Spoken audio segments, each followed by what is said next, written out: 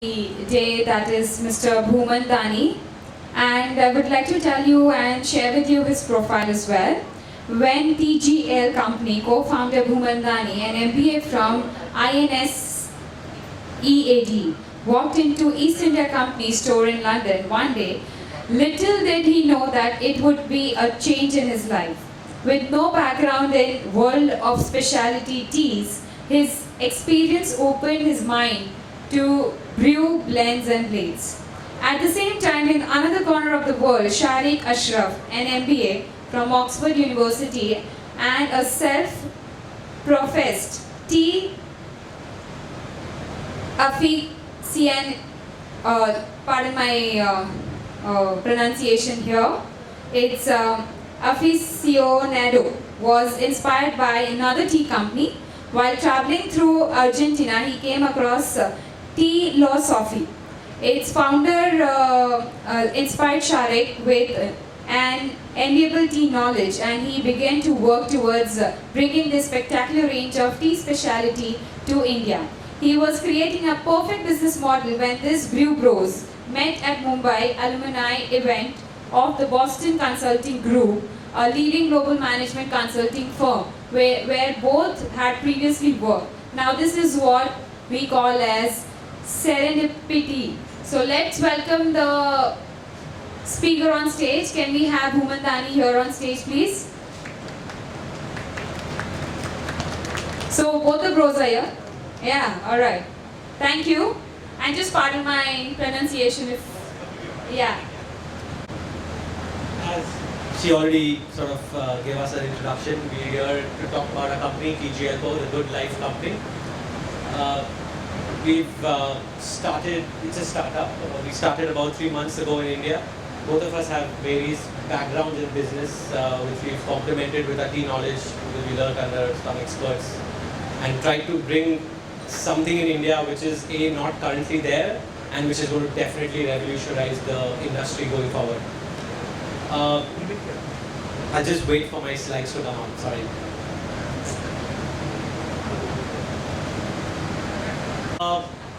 Before we start talking about our company, the next 25 minutes are all going to be about getting you into a new world of tea that me and Shariq want to get into India. And I'm sure we're going to sway you to come to our stall at C7 and visit us, see some of our blends, do a tasting perhaps, and let's see how that goes. So firstly, talking about the history of tea, everyone knows tea started about 4,500 years ago. It's not only the most consumed beverage after water, but also the oldest beverage that's available to humanity today. It's a mythical story that the mythical sage Shennong in 2437 BC was meditating under a tree, and there was some hot water that was being boiled, and suddenly some few leaves fell into that pot, and he got a very distinct aroma, which is how tea sort of came into picture. Because of its health benefits, it was used as a lot of tea ceremonies. It was used by the emperors of China then. It was associated with a very royal lifestyle. And when the Britishers came to India, they sort of wanted to be affiliated with this royalty as well. So they started bartering tea with opium with China. So opium was grown in Assam, and the Chinese had the tea. So there was a royal tea horse route, which is even there today, which connected the Yunnan province of China with Bengal and India, where tea on horse carriages was carried by unmanned horse carriages, which is how our logo is as well, which you can come and see at the stall since we don't have the slide. So yeah, that's basically the history of tea. Just to get into more depth, the Britishers then sort of were in India at that time. They got the tea to India. They bud grafted some plants from the Yunnan and Fujian province and got them to Assam, to Darjeeling, and to various other locations where we were there, where the alkalinity in soil, the humidity, the temperature, the entire climatic conditions are suitable for teas to grow, which is how they came into the Nilgiris and Darjeeling and so on and so forth. Moving on, let's also talk about a little bit of how, we've already heard from other speakers how there are different types of teas and what are the health benefits. I won't push more into that. but just from a 10,000 feet view, there are 4 types of teas: white tea, green tea, oolong tea, and of course the black tea. All of them come from the same plant, the Camellia sinensis plant. It's just the manufacturing method that distinguishes them from one another. Of course, there are certain geographies where they grow best. So at TGL Co, we've tried to go to the best locations around the world and sort of procure teas from there. So our oolong teas, for example, come from Taiwan. Our black teas come from Sri Lanka. Our white and green teas come from China. We are currently talking to a lot of Indian estates to get some of the good quality teas into our current portfolio of things. I'll now let Shariq stare the stage and he'll talk more about our company and how we're going to sort of change and revolutionize the industry entirely. Thanks. So Bhuman spoke about the enthusiasm we put into sourcing of the tea leaves itself to make sure we have really good quality tea leaves. And we have a range of just pure tea leaf collection. But apart from that, where we stand out are our blends. Now we source these tea leaves from around the world, we fly them to Europe. And in Europe, they are blended with fruits, flowers, and flavors. And if you come down to a stall, it'll be much better for you to smell and taste our blends. But I can describe some of them to you. So my favorite one we call Fountain of Life. It's a very rare blend of 6 different kinds of teas. There are 4 different kinds of green tea in it. There's a yellow tea, there's a white tea. There's peaches, papaya, there's kiwi, lemon, and marigold petals. All of that goes into one tea. There's strawberry and champagne, which is strawberry with rose buds. There's a green sencha tea from China. Again, strawberry and rose buds in there. And again, that's a very, very spectacular tea. So where we distinguish is not just our sourcing of the best quality of leaves from everywhere, but also the sourcing of our ingredients from Europe. Quite a few of the ingredients in our teas most people have not heard of and you will not get in the Asian subcontinent. For example, Moira Puama, very hard to get here. Mallow petals, very hard to get here. Shilanda berries, very hard to get here. So all of these things we get from Europe and we blend it there. And we bring these teas here. And like Bhuman said, we're right now in talks with some estate producers. Right now in Darjeeling, but after your presentation, I'd love to come down to Uti as well and check Uti out as well. So we're slowly expanding our sourcing both for our ingredients as well as our teas and offering the best quality blends. A lot of people come up to ask, our tagline is luxury teas, TGL Co luxury teas. A lot of people come to us and ask, what do you mean when you say luxury teas?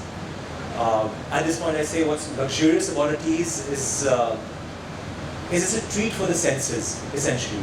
Right from the packaging, if you see, again, I would love to share the images with you, but you can check it out. All our packaging have hand-sketched ingredients drawn on them. So for example, the Fountain of Life tea will actually have the papayas, the peaches, all of it sketched out of that. So right from there to the actual tea, the taste, the aroma is something very different. So we offer luxury for the senses without hopefully offering luxurious prices. So we want to bring in an everyday luxury, a change in the way tea is perceived.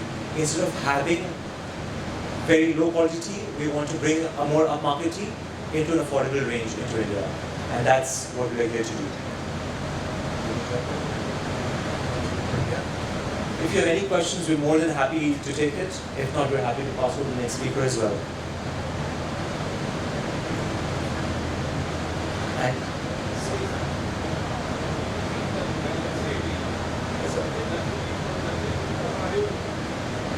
So Sir has a very valid question, which is it luxury tea only for luxurious people or is it for everyone? And we're definitely targeting everyone. Like I said, the luxury is meant to be a luxury for the senses, not a luxury for the pocket. I'll just add to that. So today, I mean, times have moved on. If you want to have a cutting chai on the road, what's the amount you pay, sir? If I may ask. 15 rupees, 10 rupees? We can get you a cup of tea for 20 rupees. So I think that answers the luxury part, right?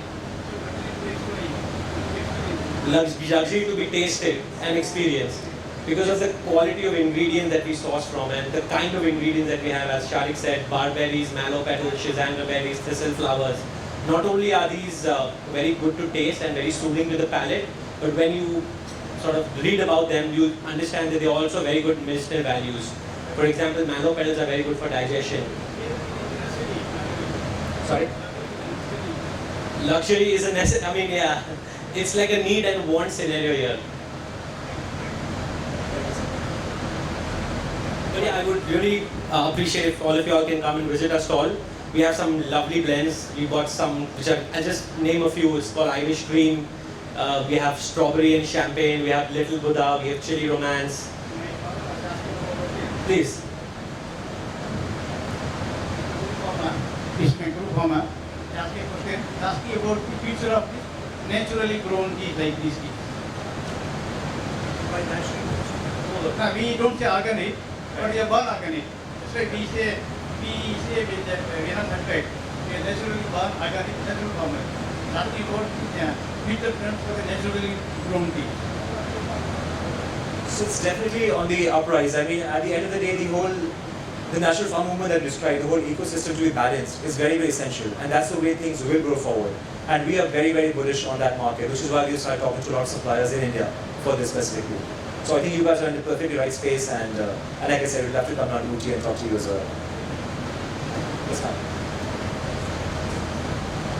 Hi, nice concept. How do you see to market your product? So we've started, as I said, we started selling only 3 weeks ago. But we've targeted hotels, restaurants, cafes in Mumbai. We're both based out of Mumbai, so we started Mumbai. And we've got a great response. We're already there at more than 20 restaurants and cafes across the city and some pan-India. I can share some names if you come and visit our stall. Okay. So we're there at Amethyst, we're there at NCBA Cafe, we're there at Noodle Bar, Grandmama's Cafe, Olive Bar and Kitchen, Fatty Bao. I mean, we've named the good restaurants in town, and I would say 75% of them we're definitely in there already. We also have our own website which will be live next month. We're very bullish on that as well. It's currently work in progress. We also started to retail our teas in certain retailers. We tied up with Godrej Nature's Basket in Bangalore. We tied up with Nordic Candy in Mumbai. So there are a lot of things, but we're at the cusp of something that's going to become really big.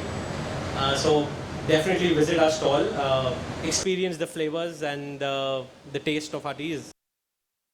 Because you will not find any other company in India, I can vouch for that, which will have pineapple, papaya, licorice, red peppercorn, Roman chamomile, sandalwood, cardamom, cinnamon cloves. It's breathless, right? So many teas, so many flavors and ingredients in one tea. So it's not only tasty and healthy and all that we know about teas, but also very amazingly fruity and very good for your health. Less than 6 calories a cup of tea, so yeah. Any more questions? Yeah, please. Statistics about the percentage of people who are open to drinking it on a regular basis. Yes. Not a one-time luxury thing like, Yes. One fine evening I just feel like having something different. But on a regular basis, Right. how are people open to such kind of Sure. blend? So Such kind of blend? to answer that question, I also talk about the entire. We've done a lot of research before we jumped into this. So I'll just tell you some statistics of numbers where India stands as compared to the world in specialty flavored teas. So it's about a 40,000 crore market globally, of which Germany is the leader, about 8,000, 9,000 crore, followed by the US. UK is about 7 or 8, it's about 1,500 crore. India, on the other hand, is about 100 crore. Even though India produces the second largest amount of tea, specialty tea in the world, it's just sad that most of these amazingly quality good teas, like Sir mentioned, are all exported. So not much of consumption in the country. So as you correctly pointed out, how many people actually have it on a daily basis? Let's look at just green tea, the Lipton, Twining, Tetley's of the world. In 2008, the green tea revenue, the market cap in India was 0. Today it's 600 crore. It's grown CAGR about 60% per annum. So it's just going to go northwards from where it is currently, which is why we've sort of stepped into that and trying to get some market share out of it.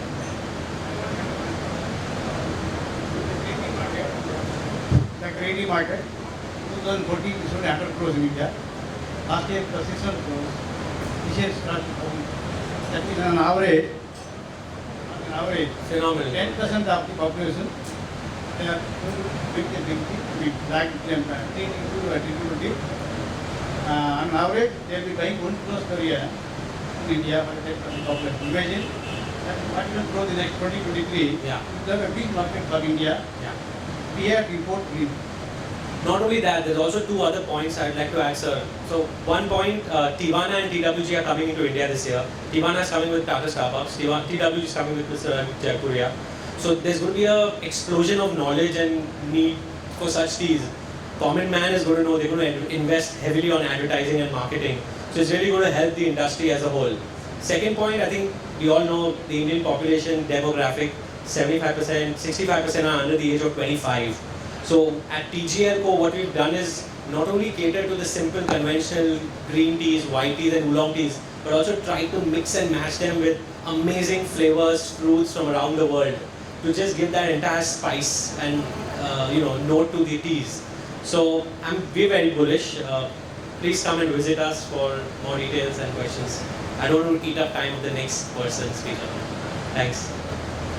And I hope you all are very much now into what they explained us, the brewing and the blends. I'm sure everybody is very much wanting that they should get good blends out of the best of the teas that we get. So I think you both have done a great job. You all have just entered the market, and I mean, when I hear as a normal person, it's like 75% of the market you just take it over like in 3 months. It's like amazing. So a big round of applause to them. It's an amazing marketing strategy and research that they have done.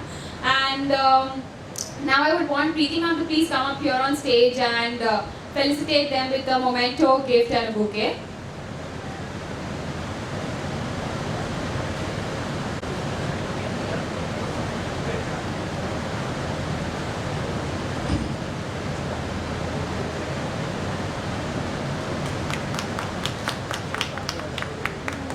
Thank you so much.